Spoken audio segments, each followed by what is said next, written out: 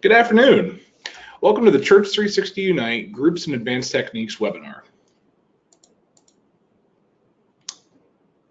My name is Jordan Bogart. I'm a software support technician here for Concordia Technology Solutions, and you can contact me in my email there, which is jordan.bogart@cph.org, or you can give me a call at 314-268-1338. That's my personal line, so if you'd like to have any questions, give me a call there. You can also call our support line as well. But I do want to let you guys know that all phones and microphones have been muted today. So if you have any questions through the course of the webinar, and please don't hold back on those questions. Just whenever you have a question, just go ahead and ask it. Just go ahead and type those in the questions window of the webinar box, and myself or my support staff today, Rod Kiles, who is the manager of Concordia Technology Solutions support department, will be answering your questions here today. So, like I said, I've been here with Concordia Technology Solutions for about 5 years now, and Rod's been here, I think, for he's getting close to 20 years, I believe, here. So both have a pretty high degree of knowledge when it comes to the Church360 products and Shepherd staff and all the different products we support here. So if you have any questions, like I said, you can get a hold of him, you can get a hold of me. You can see there's his email there and his phone number. So feel free to get in touch with either one of us if you have more questions during, after the webinar, or again, you can get in touch with our support line, which I'll show at the end of the webinar here as well. Okay, so let's go ahead and take a look through what we're going to be discussing here today. So I'm going to advance forward here to our overview, and like I said, we're just kind of running down the class agenda right now, and so we'll go ahead and start in with a discussion of the different topics we're going to be covering today, which we'll cover that in just a second. There'll be a brief 5-minute intermission about halfway through the webinar today, so think about 1:45. It may run a little bit after that, maybe a little slightly before, but we're going to shoot for about the middle of the webinars, and we're going to take that 5-minute break. Okay, after that, we're going to go ahead and resume our discussion on the different topics we'll be covering here today. There will be a brief quiz at the end of the class. No pressure on this. You are not being graded. Nothing to worry about. Like I said, just kind of review some of the points we talk about today. Finally, there'll be a time for a Q&A session at the end of the webinar. Again, don't hold your questions back during the webinar though. Ask them as they come to mind, and like I said, myself or Rod will be happy to answer those for you. Okay, so what are we actually going to be talking about today? Well, number one, we're going to be talking about people and adding users to your site. So this is going to be the way people can actually log into your Church360 Unite website. After that, we're also going to talk about syncing, which is a way you can actually take your data from Shepherd staff, if you're a Shepherd staff user, and actually connect it to Church360 Unite. So we're going to go ahead and discuss that to make sure that, whether you're a Church360 members user or a Shepherd staff user, you have a way of getting your people logins to the website. Moving right along, we're going to talk about, of course, adding people manually. So if you are neither a Shepherd staff user or a Church360 members user and you want to just add people in manually, we have ways to do that too. And of course, importing data in from I believe from a spreadsheet as well. So that's a kind of a way you can do it quickly. So just a couple different ways we're going to be able to add in people into your software, into your website, so you can go through and add people in. All right, moving along, we're going to talk about groups. So we're going to talk about, as Rod might have mentioned to you guys this morning, groups are almost like small web pages within your Church360 Unite web page, and it's for a particular set of people who might be in your church. So you might have like a group for your choir, or maybe your youth group might have a group, and these are sort of pages where you can sort of make a mini web page just for that group of people. So really useful for that. So we're going to be talking about setting up those pages, adding members to those, having discussion boards, and adding in events, because they actually have their own calendar of events you can use as well. Speaking of calendars, we're also going to discuss calendars today. We're also going to talk about mailing lists and how you can send emails out of Church360 Unite. We're going to look at the activity tab, and then we're going to go ahead and do our quiz, have our question and answer session, and that will then wrap up our webinar for today. So with all of that being covered, I'm going to go ahead and I'm going to turn off my webcam now so you guys get a full view of the page. And then, of course, let's get started. All right, so I'm going to go ahead and pull up our Church360 Unite webpage. This is the same one Rob was using this morning. This is our demo. This is a demo website that we use. use here, Christ Community Church. So none of the data on this site is real. This is all just fictional data. So, all right. First thing I want to talk about today are, of course, our users. Now, I'm logged in as an administrator in Church360 Unite right now. So if you want to access the user section, you do want to be logged in as a administrator. That's going to give you the most access to be able to actually access this information. So let's go ahead and, like I said, I'm logged in as administrator, so I'm going to go up to users. And this is going to show us our list of users. Now, not everybody on this page actually has a login right now. You'll see some people here who are listed, or it lists their name and it lists an email address. And then it might list a role and when they've last signed in and if they're listed or not. But, you know, not everybody has an email address listed. Not everybody has a role. But these are people that you have available to you to be able to invite to your website. So let's look at each of these columns here and get an idea of what's going on. So of course we have the name column. This name column, what it's saying, of course, is just the name of the person we want to add. You might notice a little pencil icon next to it here. So if you need to edit anything, you can edit the person's name from there. Now, the email section here is the email addresses that the person has listed. Now, you might notice up here in the top right corner of the page, this is listing everybody from our Church360 members account. With our Church360 members and Church360 Unite are actually very closely linked. So when you put people's information into Church360 members, they're going to show up here as an option that you can. They're going to show up over here with their personal email addresses listed as ways that you can provide them with a login to the Church360 Unite webpage. So in the case of if you have Church360 members as well as Unite, if you want to be able to update this information, if a person hasn't been invited already, you can just add a personal email address to their record, and it should show up over here.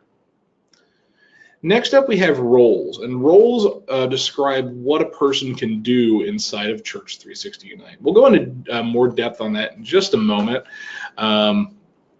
Actually, you know, we can even talk about that now, I guess. So there are different roles in Church360 Unite, and they describe, like I said, what a person can do on the website. So going through in order here, we have, first off, the role of none. The role of none means they don't have a login to Church360 Unite. They can't log in using their email. They haven't been invited to the site yet, and therefore they can't log in. Okay. The next option is user. Now, users can't do a lot extra over somebody who has the role of none, but being a user can grant you access to members-only portions of the site. So you can actually, when you create your web pages, you can actually make them so they're members-only. So you have to be able to you have to have the ability to log into the website in order to see those pages. So that's the big advantage of being a user. And of course, if you're a user, you can also be invited to groups as well, which we'll get into more depth about later. Okay. The next role we can talk about, and we can even sort these by their column headers. Let's sort this by roles. So the next one we have, and I don't know if we have anybody on this website that has this particular role, but this role is a publisher. So a publisher can edit content on the site. So what that means is when they log in, they have all the same permissions as a user does, in that they can see members-only pages, but they can also turn on the edit page feature on web pages, and they can go through and actually make changes to content on web pages. So this is a little bit greater degree of control. If you have somebody, again, you might consider giving this to somebody who, is just in charge of updating content on your site, and maybe you have somebody who posts the weekly newsletter on the website, and they need the ability to do that. This would be a good role to give them. After that, we have designers. Now, again, they're a lot like publishers, and then they can edit content as well, but they also have access to the themes section, so they can edit the overall look and feel of your website. They can come in here to the theme section, change the theme, update styles, customize the web page through the options over here, put in custom headers and scripts, and if you've cloned your theme, even edit that as well. Finally, the last level of permission that is available is administrator. Administrator has full access to a Church 360 Unite website. Now, you are limited on the number of administrators you have based on the plan that you have. So, for example, this Church 360 Unite web page is on the advanced plan. So, and I can tell that by the stored the usage it has, which I believe that means it's limited to having 6 administrators. The basic plan, the basic plan gives you 2 administrators. A trial account would have 1 administrator, and then the deluxe, premium package would give you actually unlimited administrators. You can have just as many as you want. So you do have a limit. In most cases, you do have a limited number of administrators. So you do want to think carefully about who you get. Well, and also for the sake of your site too, you want to think carefully about who you give that administrator role to. Because you have limited number of people you can provide that to, and of course then they have whoever you give that to has full access to your web page, so they can invite users, they can change the order of how pages are set up, they can change content, they can edit your theme. So anything they want, anything you want to do as an administrator, you can do. Okay, so going back here to our users. So the next thing we can talk about here when it comes to users in Unite is, of course, how do we go through and sorry, here I didn't quite get done explaining the columns. Let me finish that up. The next spot you're going to see here is last sign in. Now this is just telling us the last time that person signed in. Now when we think about this, now let me sort it by role here. When we think about this, this is going to show us the people who have this bold text here that tells us like about 3 hours ago or about 9 months ago. That means that they have logged in the past, and they actually do have an active login, and they've accepted their invitation to create their login. You might notice here over on James, though, for example, he's been invited to the website, but he's never accepted his invitation. So he is listed as an administrator, and if he accepts his invitation, he will have administrative privileges. But since he has not accepted his invitation, he is not logged in ever. So that's why it's showing that. You might also notice this little circular arrow button here next to his name. If you click that button, that will send a new invitation out to this email address here. So this would be the email address it would send out to. When that happens at that point, a new invitation is sent out in case the person lost the invitation, or if it's been a long time since the invitation is sent out, those invitations do eventually expire. So you may need to send a new one out if somebody's kind of put off accepting that invite for a while. Finally, the last section here, this listed section, determines if somebody's information is listed within the church directory. Now, some people prefer not to have their information listed in an online church directory, and that's perfectly fine. There's nothing wrong with that. But if you, in order to kind of respect those wishes, you would want to make sure that a person is marked as unlisted if they don't want their information shown. Now, let's talk about how we can actually make some of those changes. So if we want to go ahead and invite somebody to the website, let's take Lisa Abbott here, for example. If I check the box next to her name and then I click change role, it's going to ask me what role I want to provide Lisa Abbott. So you can see a whole list of options here. It defaults to user because it's going to typically just invite somebody as a user. But then you can also see the other options there. So we're going to say she's going to be a user, and we'll click update. And it tells us it changed one role. This means now that it has sent an email out to this email address inviting Lisa Abbott to join the Church 360 Unite website. Now, this does mean one thing, though, with these emails. 2 people cannot share the same login email. The system just doesn't allow for it, because the problem you would run into if that were the case, if 2 people have the same login email, let's say somebody forgets their password. Well, in order to retrieve a forgotten password, you have to put in your email address that you log in with. So then if somebody does that, the system wouldn't know, well, who am I sending a password reset for? Is it, let's say that Lisa and Lacey shared an email address. Am I sending one for Lisa, or am I sending, well, actually Suzanne and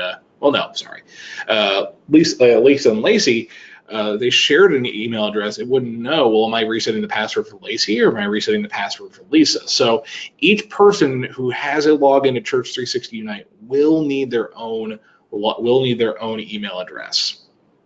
Okay, so this is what actually, so when you change somebody's role to user or above, that's what's actually goes through and sends them an email invitation to Church360 Unite. Okay.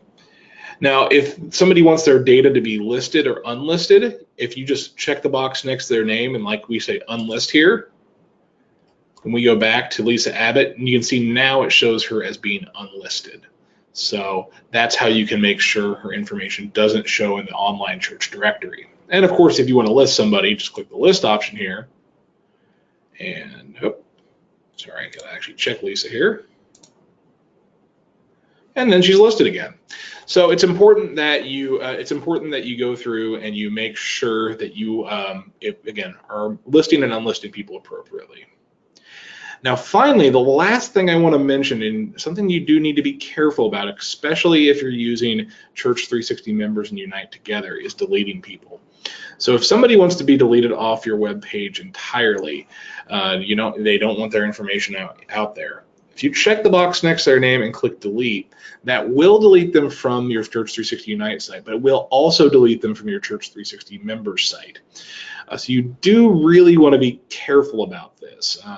Because it doesn't affect Church360 Unite. So just keep that in mind if you're going to delete people out.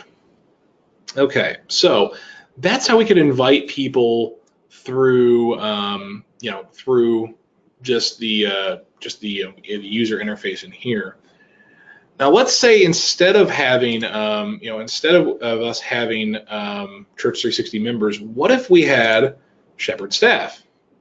Well, here's how that would work. Let me go ahead and open up Shepherd staff. So I'm going to just open that up here and pull that up. So I'm just going to log in here. Now, we are using the latest version of Shepherd staff, version 8.7. You do want to make sure that if you have Shepherd staff and you're going to do this, you do want to make sure you're on the new version of Shepherd staff, and then just make sure everything runs smoothly. But if you want to go ahead and sync your data with your Shepherd staff data with Church360 Unite, you want to come over here to Utilities, and then from Utilities, you'd go to Settings, and from Settings, we go to the Web tab. Now you can see down here at the bottom, there's a section that says Church360 Unite, and there's a section for account token and subdomain.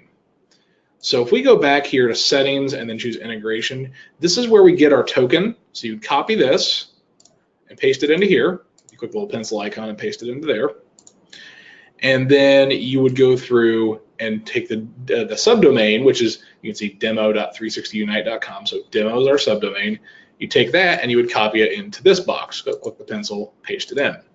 Now, I'm not going to go ahead and sync the Shepherd staff database up with Church360 Unite since it's already synced with Church360 members. That might cause a little bit of confusion. So you want to avoid that if you can't. Avoid that for sure. But then at that point, once that's synced up, if you go to membership inside of Shepherd staff and we go to, let's see here, where did it go on me? Tools and then Church360 Unite, this is going to bring up the synchronization window for Church360 Unite. This is how we can send data up to your Church360 Unite webpage after you've created that link with the token and the subdomain. Now, going back here, before we actually talk about how that synchronization works, we should probably take a look at what's going to be synchronized and how we can determine who's going to be synchronized. So if we click the people grid here, we'll click this P, and we scroll all the way to the right, there's a couple relevant boxes we need to look at. So first off, it says Unite with a question mark here. That basically is asking, are we going to send this person's data up to Church360 Unite? Now, some people, again, may not want their data on the web, and if that's the case, that's okay. You just want to go into a person's record. So David Robertson here, if I click here and click Edit, and then go to the Other tab, you can check or uncheck this box to say Show this person inside of Church360 Unite. Whoops, do that. And then you can also view the and so This is actually also a two-way street. So, and we'll get into this later, but people can actually make changes to their own information on Church360 Unite when they have a login. So what that means is, if somebody, for example, has a new address and they update their address in Church360 Unite, you can actually pull that information back down to Shepherd staff and have it updated in Shepherd staff. This button here will tell you all the changes that have been made by Church360 Unite for that person. You also have the sync option here.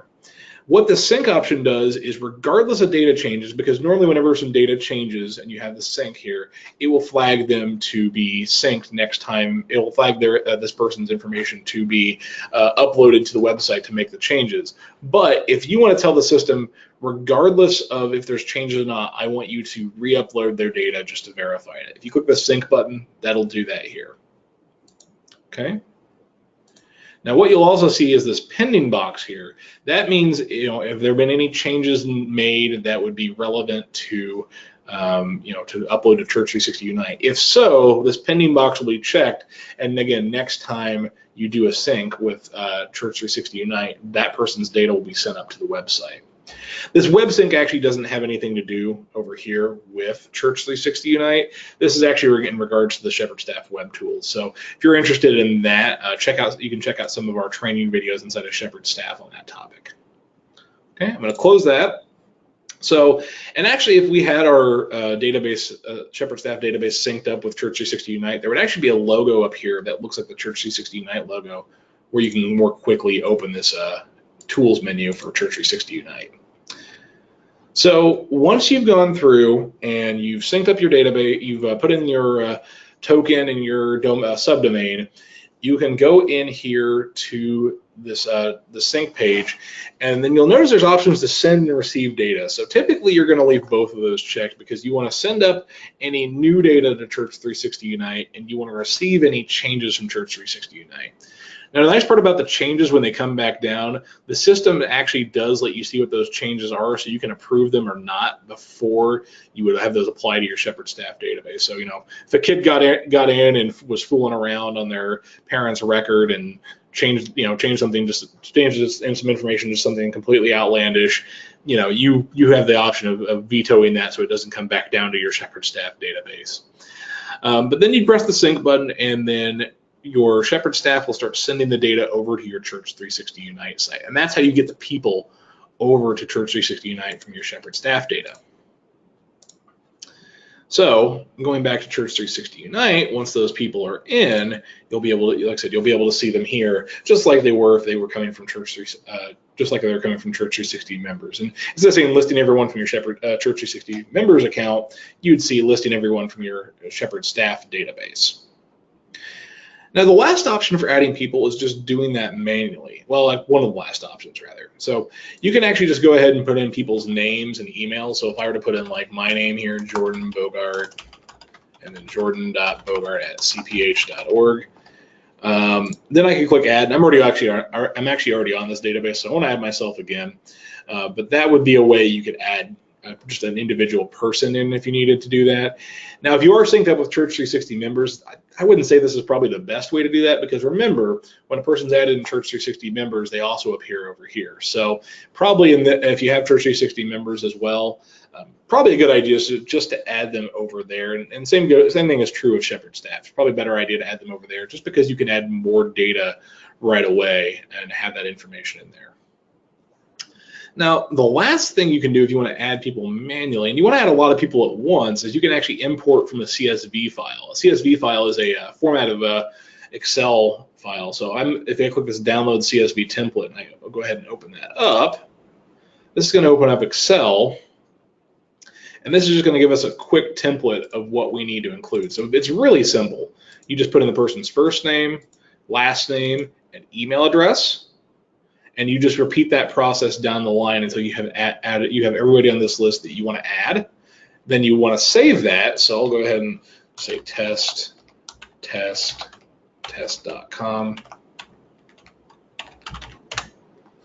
And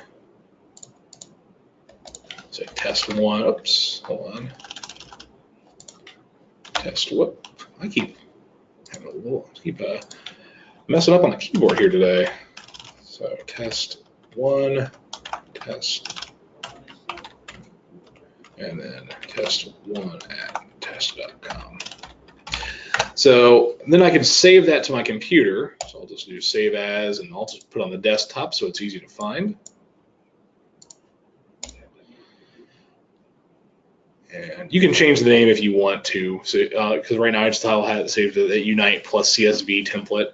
But you can change the name on that if you want to. And then when you come back to this Add People screen, you can click Import from CSV, go to your desktop, come to find your your Excel sheet, and when you do that, it actually brings them in here automatically filled in, ready for you to go. So then all you have to do is press Add, and then those people are added into the system. So that's a quick way you can add in multiple people at once if you're not using Church360 members or Shepherd staff.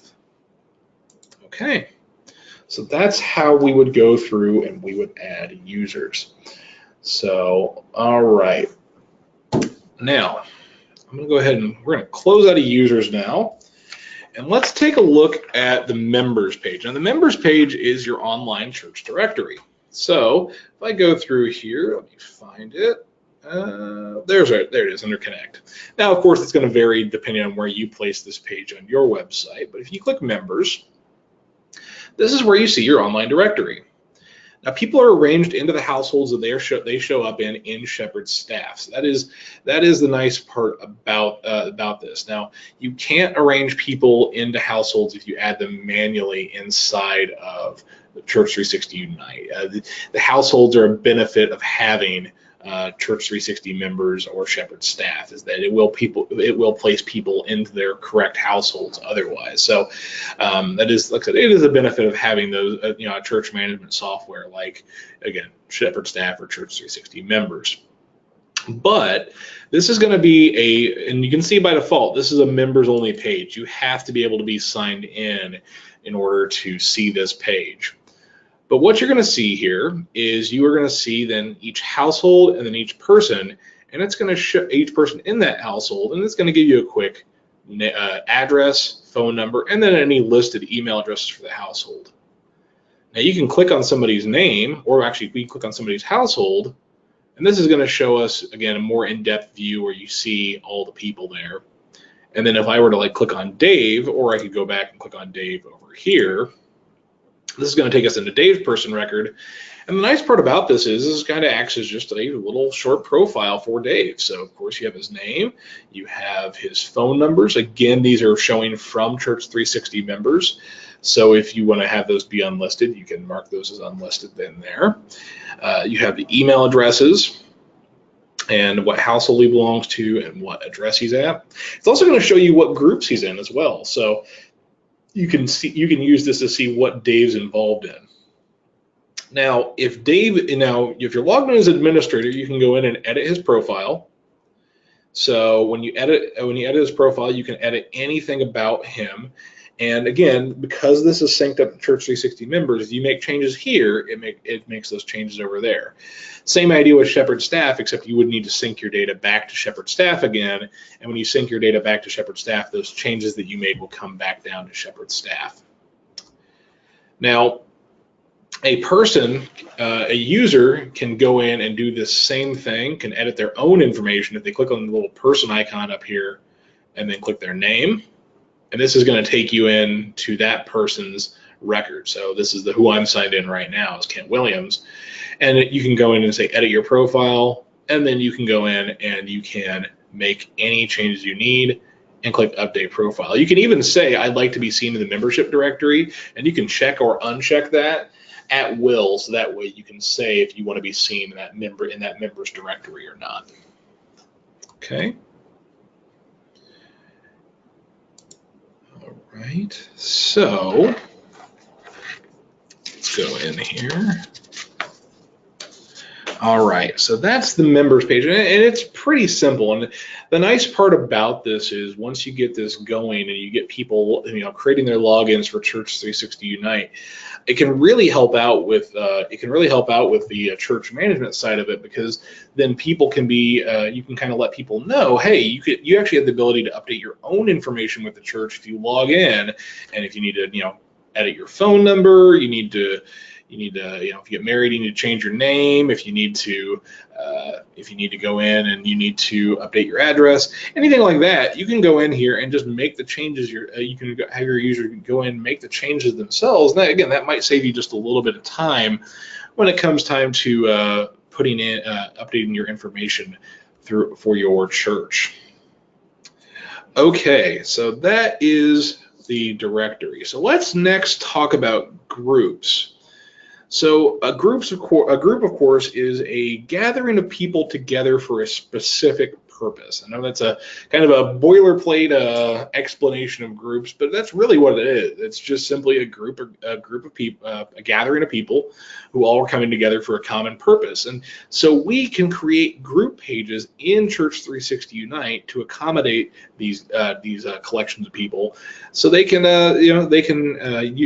share information and create events and everything like that. So let's look at what goes into creating a group.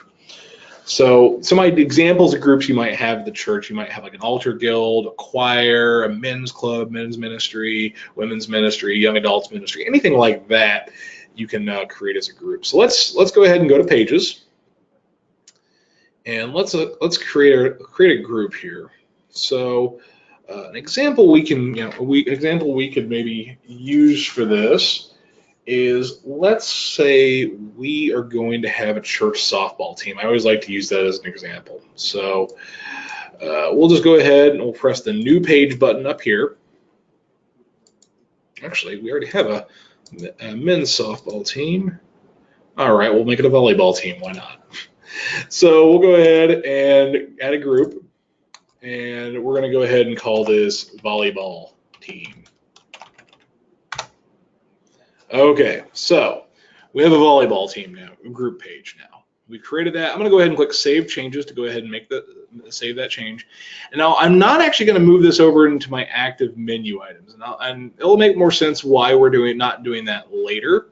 But for right now, I'm not going to move that in. And you'll notice that groups by default are members only. Now you can make groups. If you want, you could make groups a public thing.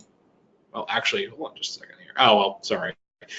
You can make groups a public thing, but you can't do it here from the Pages menu. You would need to actually go into the group itself and make some changes in the group, which we'll get into in just a minute.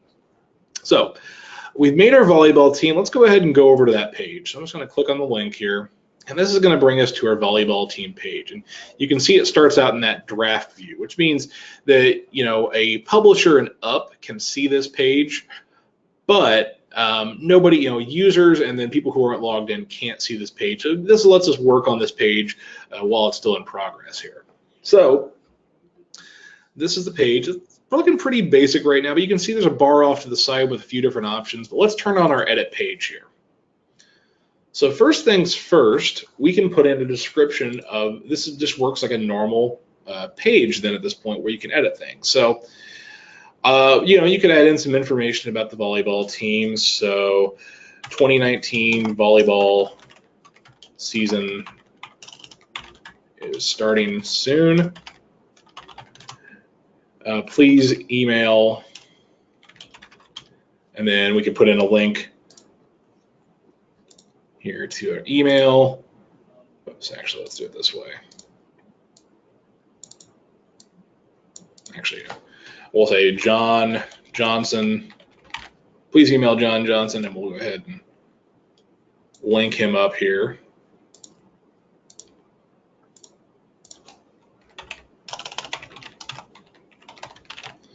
And you can put in his email address.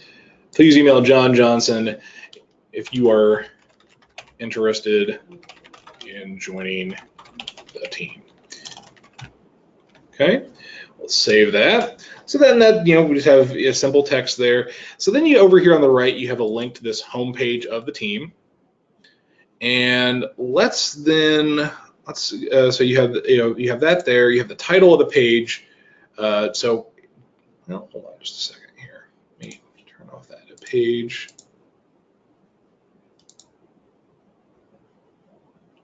So, sorry, brief confusion there on my part. So you can see here the URL option. It's saying, we're in the volleyball team. We're in the volleyball team right now. So that's why the URL here says home, because we're on the home page of the volleyball team group. And that page title then is home. And now Google Chrome doesn't have this bar, but that bar up top that would list the home page, that's the name of the page. That would be what this says up here. And then of course you have the meta description, which Rod probably talked about more in depth here this morning about how things are found on on search engines. So you can also edit the layout of this page here as well. Now you will still have this sidebar here with all the information. Okay, so saving that, close this, and so let's start off here with our edit. Let's go ahead and edit this group. All right. So this is where I would say it's typically a good idea to get started with your group. So first off, you have the title of the group, the volleyball team. Simple enough. You can change this if you want, and this just by default will copy the name of the page that you created for the group. But you can change it to something different if you want to. Next, you have a description. So this is important to fill out, and again, we'll see more why later, because the idea is basically this is if it's something that's not clear, you can say what this group does, and it kind of provides an explanation to people who might be a little unclear on what this group does. And we'll see, and you can see, and we'll show you later, and I'll show you guys later on where this can be displayed. So we'll go ahead and say this is an intramural church. Probably spelled that wrong, but that's okay.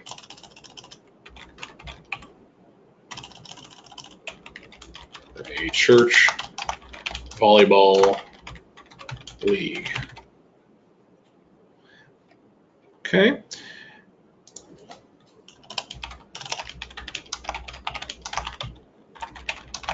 Okay. Now you'll notice here the next thing you'll see is a pages section. Now you can actually add additional pages to the group page. So what this is going to let us do then is you can add more content to these groups. Now, of course, by default, you have a discussion page, you have an events page, you can see who the members are, but maybe for the volleyball team, you want to add in some a page where you can put sign-up forms on, or release forms for if you need to put those on. So you could create a page, so we'll call it forms. Add page, and then you can check the box that you want to have that page shown, and then that'll show up here in your navigation here on the right. Now you can, and then that just acts like another web page, just like any other inside of Church360 Unite, except it's connected to your volleyball team. So you could go into this page, then make changes to it, take it out of draft view, and continue working. Okay. The next thing we want to look at about group details are visible to. So when we look at this, this is making it so we can decide on a page-by-page basis who can see what. So by default, groups are set up so only Unite users can see those pages. What that means then is a person has to have a login in order to be able to see a group page. If they don't have a login, they're just not going to be able to see this page. The page is selected, and you can select this again on a page-by-page basis here in Church360 Unite. But you can even elevate that up to say only group members can see a page, or even group leaders. So group members and leaders, we're gonna get into that in just a minute, but that's just different levels of access to the group. Group members, of course, are people who have joined the group or have been invited to join the group and they have joined. And then group leaders are people who kind of act as administrators for the group. They have sort of administrative access to a group's page.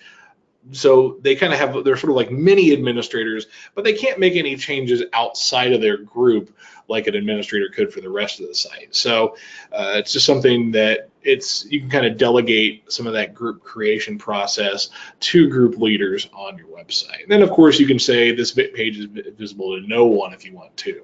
And you can even take this down from the Unite users and say, this page is visible to the public. So it's just different levels of access for your group. Finally, there's also an option here that says who can join this group. And so there's two ways you can do this. You can say anyone who's logged into the site can come into the group and they can join the group. So they can come over to the home page of the group, say, yes, I want to join the page, and then they will be a member of that group. The other option you have is to say only people I've invited. So if you want to make a group that's a little more exclusive, maybe your elders at your church have a group and you really want that to be invite only, you could then say only people I've invited, and then group leaders would be able to invite other Unite users to join the group page. So you can make things more selective or more open, just depending on what you need at your church. When you're done making changes, click Update Group. And that will go ahead and save any changes you made. Now you can also delete groups from here too. You want to be careful about that, of course. All right, let's look at our members page now. So as I mentioned previously on this, you can add people to your group. So you can invite people and you can add people. So add member and invite member. Now so you're going to see everybody who has a login already to Church360 Unite. In order to invite somebody to a group in Church360 Unite, they have to be at least invited to Church360 Unite first. Once they've been invited, then you can then add them to the group or invite them. Now the difference between adding and inviting is adding just places them in the group. Inviting them sends them an email asking them if they'd like to join the group. So just different purposes depending on what you need. Okay. Now you can also then have it be so people can request to join the group, and that goes back to that. That goes back to the edit the group setting here, where you can say, okay, who can join this group, and you can say anyone who's logged into the, anyone who's logged into the site, or you can have it set to only people I've invited. So when people who aren't in the group come to a page and they see it and they want to join the group, they can submit a request to be able to join the group. And then you'll see those requests in the members section here in the requests, and then you can approve or deny those as needed. Now, let's go ahead and add a few people to the group. So let's go ahead and add myself here. Where am I at? There I am. Oh, there I am. So I'm going to add myself. Let's add Dave Abbott. And let's add Jim Albers. Okay. Now, by default, the administrator who created the person who created the group page is gonna be a group leader, but that's maybe not always true. They may not even be a member of the group in the end. But you can have as many group leaders as you'd like. So let's say we want to make me a group leader. I check the box next to my name. I click Change Role, and there's an option that says Promote to Leader or Demote to Member. So I'm going to say Promote to Leader. And then you could even then take your role and say demote to member. And then all of a sudden now Kent Williams is a member of the group. So I'm going to promote him back to leader though, since that's who I'm signed in as right now. So if you ever want to just completely remove somebody from the group, over here on the right you have these circles with the minus signs in them. If you click on those, that's going to let you delete that person. Okay. So the idea behind this is, of course, then you want to add in everybody to the group who's going to be a member of the group. And so now, that's going to get them into the group so they can take part in like the discussion page here, for example. The discussion page just kind of acts as a nice little forum for you guys. You can share information amongst each other on the group webpage. This is a sort of a live comment thing here. So you can say here, who's ready for volleyball season? Post that, and then that's a post there. Then it's the discussion board, and people can reply to those posts and say, I am, and post, and then you can have comment. You can have comments under that, and sort of acts as a forum. Now, if it's something, something more, people want to make a prayer request. Saying whatever, my mother hospital. This just kind of it's just different ways to denote different things on the discussion board. So we have discussion, prayer requests, and announcements. So it's just ways people will see certain pieces of information on the website. So I can even, and you can, if they're the one who made the comments, you can edit the comments. You can delete comments. Oh, hold on. And of course, you can reply to comments too.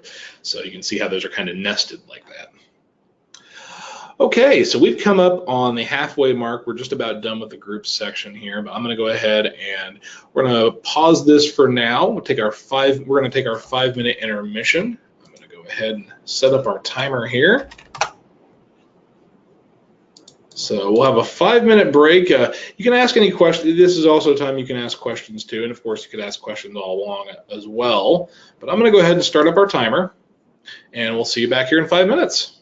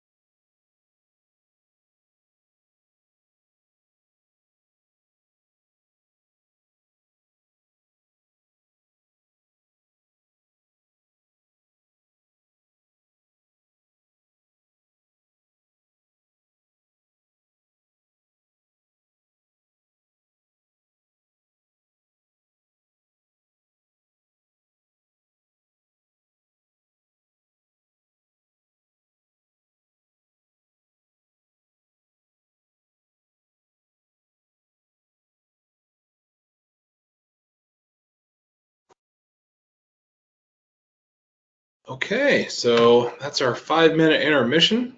Let's go back here. So the next thing that we would talk about in sequence, I feel like, is the events for a group. Really, that kind of ties into the next portion of our training, which is really on calendars. So there is one more thing I want to discuss about groups, but we'll double back to we'll go ahead and double back to the events for groups after we cover our calendar, because I think that makes a lot more sense once you have time to grasp how calendars work in Church360 Unite. So we'll double back around to that. All right, so as I mentioned earlier, we didn't put that group in our navigation when it came to our pages. You can see here we got a page, and it's listed. That volleyball team is listed over in our available menu items here in Unite. Well, what a lot of churches will do, and I think this is a good idea, is to have a sort of a groups landing page. So you can see under ministry, on this page in particular, we have under ministries a page called groups. The idea behind this page then is we can kind of have a spot where people can see all the different groups we have available in our church. And that makes it a little bit cleaner to work with instead of trying to put it in our navigation and having a huge list that might go down several items, and it can just look a little messy. So I'm a big advocate of doing it this way. So I'm going to go ahead and turn on my edit page here, and let's go ahead and add that volleyball team to our groups page. So I'm going to click down here. Now we actually have a really cool thing here, the add group widget. So if we turn on our edit page mode and we click add group, this is going to then ask us, we want to choose a group to add. So we can go through here, let's scroll on down, let's choose our volleyball team. And then there's a size of a link here. So let's look at what each of those do. So we can say small here. And if we save that small link, all that is it just says volleyball team. That's it. Okay, well, maybe that's okay if you're just trying to give just a kind of a quick listing of all the different options. Let's choose then the medium option. What does that do? Well, what that does for us then, you can see, is that actually gives us that description we had put in earlier. So that's a pretty neat option for us here. This lets us describe what option we have, what information we have about those groups to kind of give people more information. Okay, one more option you might have saw. Size large. Click that. This is actually going to tell us who the group leaders for that group are. So 3 different ways you can show those groups, and I'm a big proponent of doing your groups this way. This is going to make it so people can get a better look at what these groups are all about and have a centralized place that people can see their groups. So this groups page was pretty simple to make. All we did for that was we would just created a blank page and called it groups. And when we do that, then you can put that in your active menu items, place that in the navigation where you want it, and then you would just go through and use that group widget just to add each group to the page. So that's a good way we can add our groups into the system. Okay, so as I mentioned, the next part up here is going to be the calendar. So let's go ahead and go over to our calendar. If I can pull that up right here. So this is the church calendar here for Church360 Unite. Now this is showing different events from different groupings of events called calendars. So it could be a little bit confusing. This is the calendar page. It is a collection of calendars of events. So let's look at those calendars of events, and maybe that'll clear this up a little bit. So let's go up to settings and click on calendars. And this is going to show us here the different calendars that we have out there. You can see we have a lot of different calendars on our web page. Now, you might be wondering, so okay, we have all these different calendars. What do they all do? Why do we see some of these icons here? So let's go ahead and explain some of these. So first off, this first icon up here, this represents that this is a group calendar. Group calendars, of course, come from groups. So remember, we're going to get back around to those group calendars here in just a minute. Those were the events. So you actually have the option of showing a group calendar if you want on your church's overall calendar as well. So if you want to highlight a particular group and say, okay, I want to be able to show their events, you can actually set that up in the group to be able to say, I want to show the group calendar on the church calendar. The next thing you'll see here is a lock icon. This lock icon, what that is basically means that actually comes from Church360 members. Church360 members and Church360 Unite actually share calendars together, so you can actually make it so you can create your calendars inside of Church360 members and have that information flow over to Church360 Unite. Okay. Then you have this is just a calendar that was created inside of Church360 Unite. It's called Birthday. So this is kind of doubling with the birthdays calendar from Church360 members. So maybe that's not a great one to have, but you can create your own calendars inside of Church360 Unite. So let's say let's build a new calendar. Let's call it potluck schedule, because who couldn't go for potlucks, you know? Okay, go to potluck, click create calendar. And now we have the potluck schedule. Now you might notice next to each of these calendars, there's a little colored dot here. That's the color that the event will show up, the events from this calendar will show up as when we show them on the calendar. So you can see a lot of these are green, so that can be really confusing over time. So you probably want to change these colors up to kind of put like calendars together. So, and when I say like calendars together, of course, every calendar kind of has its own unique purpose, but you can see here we have like weekday service, weekday plus weekend service. You can see we have the worship calendar here from Church360 members. So maybe everything that would be like a church service, you might make that one color. And then you kind of just put different groupings of events together. So it kind of is a sort of an impromptu way of grouping different calendars together, because you only have so many colors you can pick from. So let's make this one a purple here. And then if we go over here to the right, you see there's an option here that says visible to nobody. If I click on that, it's going to ask me who can view that calendar. So you can say nobody, you can say users, or you can say everyone.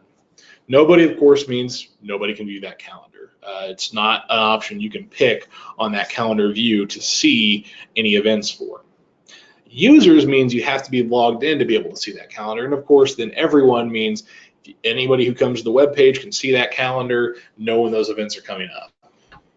Okay. Of course, you can delete calendars if you want. Just click that gray circle with the minus sign in it, and that will go ahead and give you the option to delete the calendar. And the other thing we can do here is we can actually sync a Google Calendar up with your calendar in Church360 Unite. Now, in order to do this, you would first check the box, say include events from my Google Calendar, and then you're going to get a pop-up here, and it's going to ask you to sign into the Google account that your calendar is on. So you'll put in your email address and phone number, either one, and then click next, and then it'll ask you to put in your password, and then that's going to sync the calendars from that Google account to Church360 Unite. Now, what you do have to do to make this work is on the Google side, you need to make those calendars public calendars. If you don't make them public calendars, you'll be able to see them because you're signed into that Google account, but nobody else will because they're not signed to the Google account. So you want to make sure to make those calendars public on the Google side, so that way everybody can see them as needed. Okay, so that's how the calendars would work for adding in calendars. Let's actually look at the calendar screen itself. So this is actually showing us the different events here, and we can select which calendars we want to see from this list. Now we're only going to see calendars that have the option, since we're signed in right now, we'll see calendars that have the option to be seen by everyone, and we'll have the option to have the calendars seen by just users. Now this button's going to be here whether you're logged in or not, but this is just controlling your view of what you are seeing on your calendars. So if, let's say I want to see the education calendar, if I check the box, it's going to show me events from the education calendar. So you can go through and you can choose which ones you want to view. Now what happens if I want to make a new event? So that's pretty easy to do. Oh, well, sorry, one more thing. If you click on the week option here, you'll get a weekly view instead of the monthly view. And this is nice because, again, this can, can make it a little bit easier to comprehend instead of seeing all these events at once. So you can get a weekly view here as well. Let's go back to the month though, and you can also navigate to different months too here using the navigation up here at the top. And you can go back to today's date by clicking today. Okay, sorry, got a little ahead of myself. So if you want to add an event, there's kind of two ways. There's two ways from this screen you can go about it. Probably I would say the simplest way, if you can click on it. And again, it leaves some space on the top. Let's say we want to add an event for the 17th. If I had to click on this blank space here for the 17th, it's going to go ahead and pre-select that date for me on the event calendar. The other way you can go about this here, if we go back to our calendar page, if I click the new event button up here, this goes ahead and just selects the day that we're currently on to build a new event for. All right, so how do we add an event? So let's say we have that church potluck calendar. Oh, hold on, did I make that visible? Maybe double check on that really quick. Potluck schedule, yeah, let's go ahead and let's make that visible to everyone.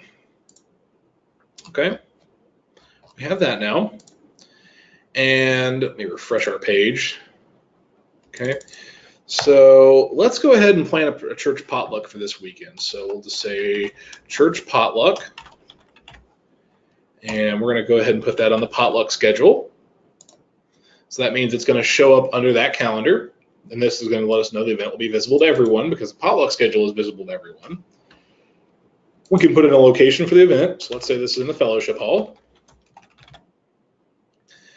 And we're going to say the day the event starts. So let's go ahead and have this be, let's go ahead and make this for Saturday.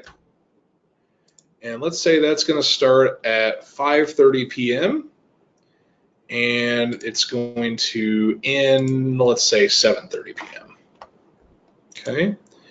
Now you can say this is an all-day event. If you say it's an all-day event, what it does then is it just takes the times out and just says this is going on all day. So this is good for events where it's, not something that people actually attending, maybe, not something that really has a set start and end time during the day. It's just something that's happening.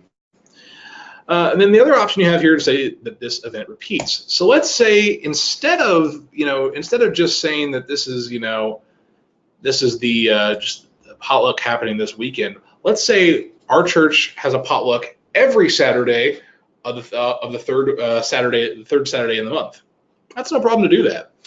So let's go ahead here and let's say this event repeats every single month on the third Saturday of the month. And you can even set it up so you can have this repeat multiple, you could have multiple occurrences repeat. So maybe you have a potluck on the first, third, and fifth Saturday of every month. No problem. Just click the green plus sign here. You could say on the fifth Saturday of the month and do that. And you can add as many recurrences of that as you want. So you could do a monthly repeat, you could do a weekly repeat and say this happens every third week on Saturday. You could do actually do a yearly repeat and just say it repeats every day, this day every year. Regardless of how you set this up though, you can go in and say that it ends after a certain time. So you can say this runs through, we can have this go through December then. So the last week of this will be December 21st, and that'll be the last time we do that. So that'll make the event repeat through that time, and it'll cut it off at that last section. Now you can have an event just go indefinitely too. So if you need to have something that just happens over and over again, until you decide you want to cut it off, you can do that too. Then you have a description. This is just a description of what's going to happen at this event. Now, if you have a repeating event, this is a description for the entire series of events, not just the one instance of the event. So come out to the church potluck and bring your favorite covered dish. Okay, and now you have the option to also invite people to the event. Now, the nice part of it, so you're going to see all these different people that you can invite to the event. So if you check the box off here, what it's going to do is it's going to send an invitation to those people to their email address that they have in the users section here. So it's going to send. So you have to have an email to be invited. It's going to send them an email, and they don't necessarily even have to be invited to Church 360 Unite, letting them know that this event is coming up and is asking if they're going to attend. So you can send out those invitations. Also, then, for the people that you have invited, you can send out a reminder a certain time period before that event happens as well. So something like that might be useful for calendars where people are serving at your church. So you can say, okay, we've invited you to this event. We're going to send you out a reminder the night that a day before time, so a day before, so that way you're going to be serving that day. So the system will automatically send out a reminder at that time. So again, can be extremely useful. So I'm going to go ahead and I'm going to uncheck the invitation portion and click Create Event. And it's going to take us to that event then. And you can say, add that to my calendar. If I click Add that to my calendar, it's going to provide us with a ICS file, which is a way you can add that into like an Outlook calendar or something like that. And you can also invite a friend too. And if you click Invite a Friend, it's going to open up your email client, which I actually don't have an email client set up here on this computer, and you could actually send them a link to this event if they're interested in showing up to this event too. You can also have a discussion page here as well. Going back to our calendar now, we can see, because we set this up, we have this now happening here on, whoops, how do we have that repeating? I forgot. Let's edit. Oh, well, that's a good way to go back and look and edit our event. So we had this set up to recur on the 3rd and 5th Saturday of every month. So if you want to ever get back to an event and make changes to it, you can just click on the event, click Edit this event, and then you can make any changes you need to that event. Now, when you do that, you get the option to update the single event that you're on, all events in the schedule, or all future events. So all events in the schedule means all past, present, and future events. And then update all future events means just it's going to update this event and then all the events going forward. So typically, if there's like a schedule change where it's going to be, the time's going to be changing on it permanently going forward, that's what you would have there. You also have the option to copy the event. So if you have events that are going to be kind of similar in how they're laid out, you can click Copy Event, and that lets you go in here and start over with building a new copy of that event. Okay. Back to our calendar now. So you can see that's how the events work. Now, let's go ahead and double back to our group, because I did mention that groups have this too. Now that we've talked about the calendars for your page overall, we can go to the events page for our group here, and we can actually, you can see you can create events just the same as you would for the regular calendar. Now, where the groups vary, though, is because we have that events section here. This is where we can actually go in and we can say if we want to show the events for our group out to the rest of the church. So you could say you can make these events public then, for example. So we can make these events to be public. And then if I create an event here, call this practice, and I'm just going to make something really quick here, create an event. So we have practice, and we'll go back to the calendar page of the church here, I'm going to turn in our settings, go to calendars, and where did it go on me? Volleyball team. Oh, hold on just a second here. Sorry, it's going to fight me a little bit here. Hold on just a moment. Oh, let's go down to our volleyball team. And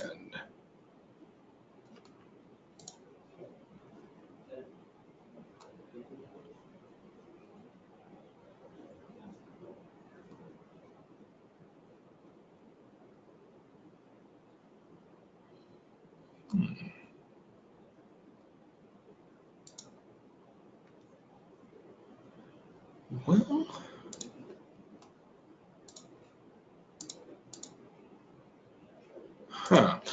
well, on that, we may need to get back to you on that as to why that's not showing up here. I do apologize about that. Someone who's logged on the site. Don't want to dwell on this for too long here, but I did want to mention also this membership settings page here. This is just for individual users who are on your page. Whenever you can actually control how often you get email notifications about posts in the site and the page too. So you can say send me an email whenever a member makes a group post a comment, only when leaders make comments, or don't send me any email notifications. And that's just set up on a person by person basis. You can also then say if a person wants to leave the group of their own volition, you can just click leave the group there. Okay, so we have that now. So that is the group calendars then. All right, got one more thing to cover here before the end of the webinar, and that's our activity tab. So let's click on the activity tab here. And so we went through and we went through here this morning in the first webinar, and Rod was showing you probably the comments section.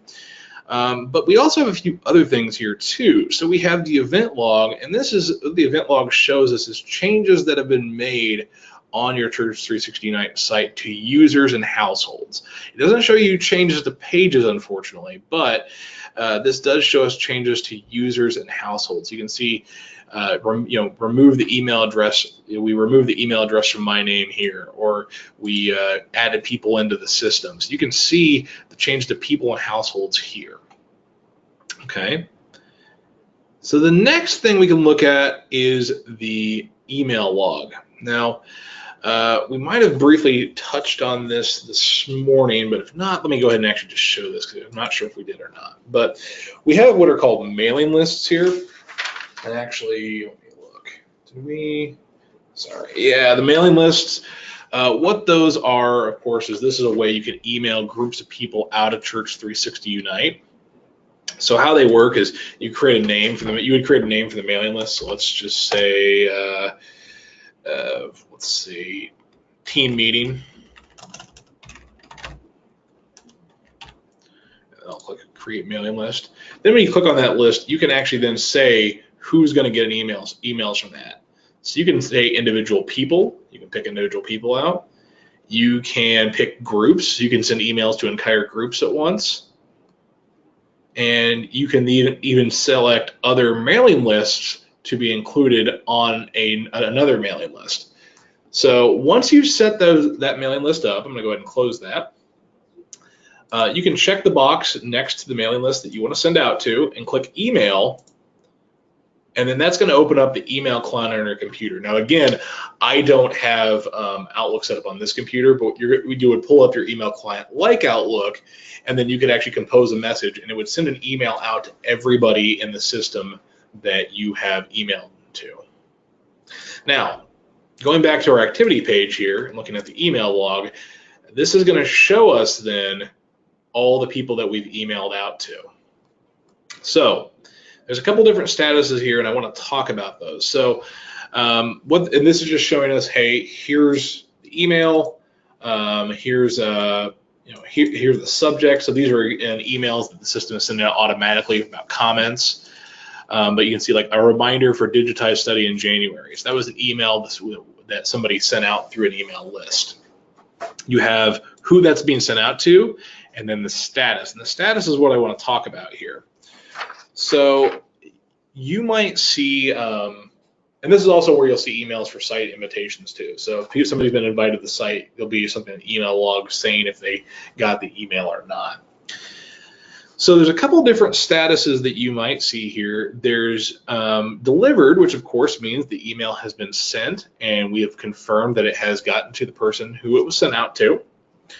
There's accepted, which means that when the email has been sent out, it's been received by our mail server, and it's still waiting to be sent out by that mail server, by our mail server. Because when you send out emails from Church360 Unite, they actually don't go out quite directly to they don't go out quite directly to the people they were sent to. The reason for that is that if you try to email to too many people at once, oftentimes your email client will automatically reject that email because it thinks it's spam. So we have that email relay in place to actually, what it does is when you send an email out of Church360 Unite, it composes a special code that has all the emails in it, and that our email relay then gets that message and can decode that code and then send out the emails to the people that you were trying to send out to. So in that way, it kind of gets around that problem of spam, and so that's why we have that email relay in place. So that's another status you might see.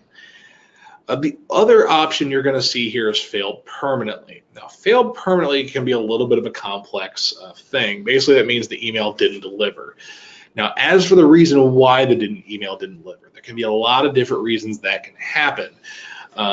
For example, if somebody has marked a message as spam in the past from the email relay, the email relay won't try to send it out again until they've unmarked the message as spam. So you want not unmarked the message as spam, but they went into their email client and they've whitelisted or they've unmarked the email relay as sending spam. And that may not even be something the person did consciously themselves. This may be something that their email provider, they have a spam filter on. They might need to get in touch with their email provider and say, hey, you need to let these emails through because I'm expecting them. So that can happen. But there's a couple different reasons that can happen as well. You might have an invalid email. So if you try to send an email that's actually not the person's email, it's going to tell you it failed. So if you've kind of looked through those and you see that something's failed permanently and you're just not sure why, give us a call on support. We can take a look a little bit further into that and see why that might have happened and maybe advise you on some steps you could take to maybe get around that problem. So if you run into those, just give us a call and we'll see what we can do for you. Okay, so that's going to bring us to the end of the discussion portion of this webinar. So after that, let's go ahead and let's go to our quiz.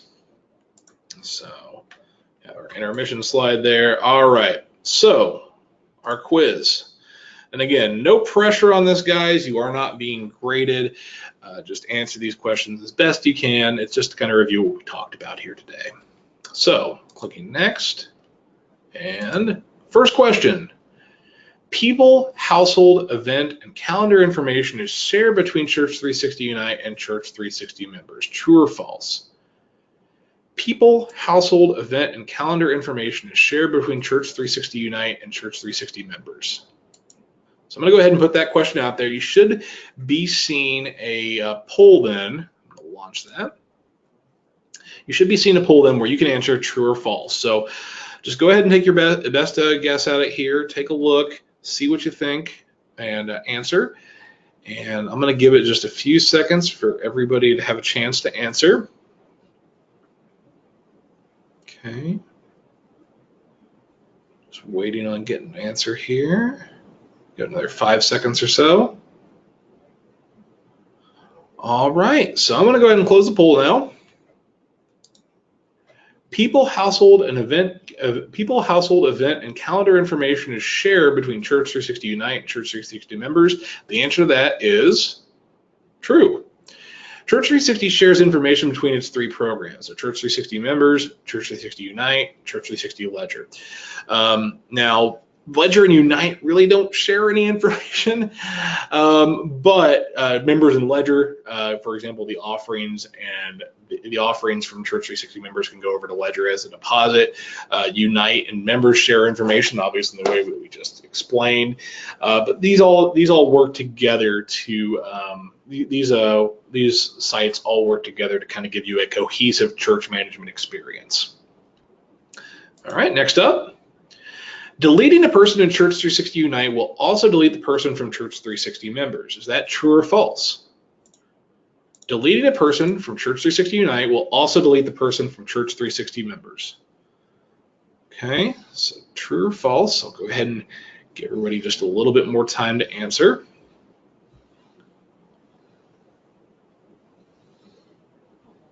So, and this is of course assuming if you have Church360 members. If you have Shepherd staff, maybe it might work a little bit different. But all right, so true or false? I'm going to go ahead and close this. So deleting a person in Church360 Unite will also delete the person from Church360 members, and that is true. Please be careful when deleting people in Church360 Unite. This will also delete the person from Church360 members. So, if a person says, hey, I really don't want my information on the church website, the better way to go about it is just to unlist them. Because you probably still want their information in Church360 members to, handle the, the attendance and contributions they might have, and be able to provide them, their contribution statements at the end of the year. But if they just don't want their data on Church360 Unite, unlisting them is the way to go, because then that takes them out of the church directory. All right, next question up. Another true or false question. After logging into Church360 Unite, group leaders can make changes to any page on the website. After logging into Church360 Unite, group leaders can make changes to any page on the website. True or false? All right, gonna give that just a few seconds here. Give everybody a chance to answer if they'd like. All right, I'm gonna go ahead and close up the question here. So after logging into Church360 Unite, group leaders can make changes to any page on the website, and that is false. Group leaders can only manage the groups they are assigned to lead. So again, how we kind of described it earlier, groups are kind of like their own mini pages within your Church360 Unite web page, and you can kind of delegate some responsibilities to other people by making them group leaders to be responsible for that group. So this is a good way you can do that, is by making group leaders. All right, last up here, we discussed this just right at the end. So true or false, the mailing list feature in Church360 Unite, well, I didn't say that, but the mailing list feature can be used to send an email to a list of people. True or false? Let's launch that. The mailing list feature can be used to send an email to a list of people. True or false? All right. Give it a little bit of time here. Everybody think it over. Okay, and I'm going to go ahead and close the poll. True or false, the mailing list feature can be used to send an email to a list of people, and that is true. Mailing lists are used to select people, groups, and even other mailing lists together so that a single email can be sent to multiple people. Okay, well, that's going to bring us to the end of our quiz questions here today. And do you guys have any additional questions? I know we covered a lot of content here today. You might have some questions on content we covered. You might have some, anything you might want to know on information we covered here today. We want to be able to provide that information out to you guys. So anything you guys want to know, go ahead and ask a question in that questions window, and myself or Rod will be happy to answer that for you. So I'm going to just move to the next slide. The webinar's not quite over yet until everybody's had a chance to ask their questions, but I'm going to go ahead and advance the next slide here. And I want to thank everybody for attending today's Church360 Unite webinar. I really hope that everybody enjoyed today's session. And if you have further questions, please contact us at our support email, which is the support email on that is 1-800-346. Support email, sorry.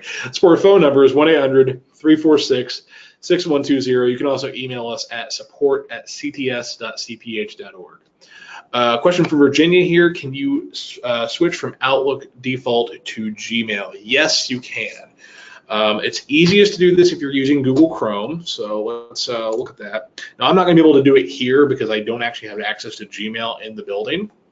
But what you can do is, let's say you open up your Google here, and you want to go ahead and click and see, yeah, that's where we get stuck here. But you would want to log in to your Google account and then open up Gmail. And then what you're going to see after you open up Gmail, there's going to be a sort of two overlapping diamonds, an icon with two overlapping diamonds up here. If you click on that, it'll ask you if you want to use Gmail as your default mail handler inside of Chrome. If you go ahead and allow that to happen, then the next time when you go to send out emails, instead of going over to Outlook, the system will instead go over to Gmail instead. So that'll let you use Gmail instead of Outlook.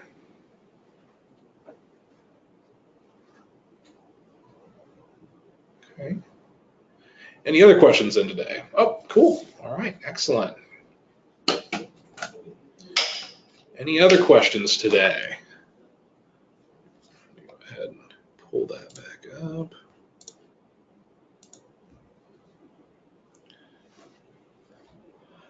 Okay, well, I don't see any other questions now. So, all right, well, we did wrap up just a little bit early today, about 5 minutes early. I think that's fine though. I think we got everybody, got all the information in here for you guys. If you guys do, again, of course, if you have any other questions, go ahead and give us a call, 1-800-346-6120, or email us at support@cts.cph.org, and one of our technicians will be happy to help you guys out. All right, well, I've been Jordan Bogart. I'm, again, a sports technician here at Concordia Technology Solutions Software Support, and if you have any questions, get in touch with us. Have a great day, guys. Take care.